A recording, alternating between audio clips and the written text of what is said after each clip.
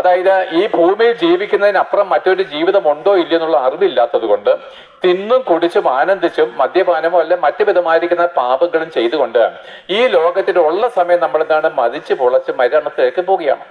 എന്നാൽ ഇങ്ങനെ ഭയങ്കരമായിരിക്കുന്ന അനുഭവത്തിൽ കൂടെ കടന്നുപോയവരും മരിക്കുന്നതിന് അല്പം മുമ്പ് ഭയങ്കരമായിട്ട് നിലവിളിച്ചതായിട്ട് ഞാൻ നേരിട്ട് കണ്ടിട്ടുണ്ട്, അല്ലാതെ വായിച്ചിട്ടുമുണ്ട്.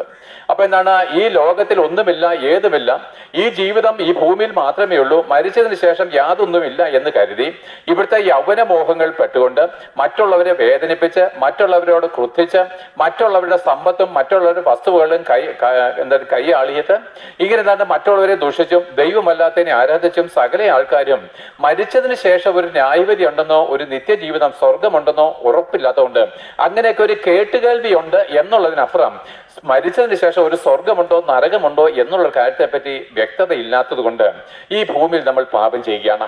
അപ്പോൾ ഈ ബോധത്തിലാണ് പല യൗവനക്കാരും ഭൂമിയിൽ എന്താണ് കഠിനമായിരിക്കുന്ന പാപങ്ങൾ ചെയ്തുകൊണ്ടും മറ്റുള്ളവരെ ദ്രോഹിച്ചും കൊലപാതകം ചെയ്തും ആർക്കാണ്ടൊക്കെയും വേണ്ടിയിട്ട് നമ്മുടെ ജീവിതം വെറുതെ ഹോമിച്ചും കുടുംബജീവിതം തകർത്തും അവിശ്വസ്തത കാണിച്ചും നമ്മൾ പ്രിയപ്പെട്ടവരെ അങ്ങനെ പോവുകയാണ്. എന്താണ്, ഇന്നത്തെ ദിവസം ജീവിക്കുവാന് മറ്റുള്ളവരെ നമ്മൾ എന്താണ് മോഷ്ടിച്ചിട്ടാണെങ്കിലും മറ്റുള്ളവരെ വേദനിപ്പിച്ചിട്ടാണെങ്കിലും എനിക്ക് സന്തോഷിക്കണമെന്ന് ഓരോ മനുഷ്യരും തീരുമാനിച്ചത് വഴി തമ്മിൽ കൊലപാതകങ്ങളും മറ്റു വിധമായിരിക്കുന്ന അനർത്ഥങ്ങളും ഉണ്ടാകുന്നു.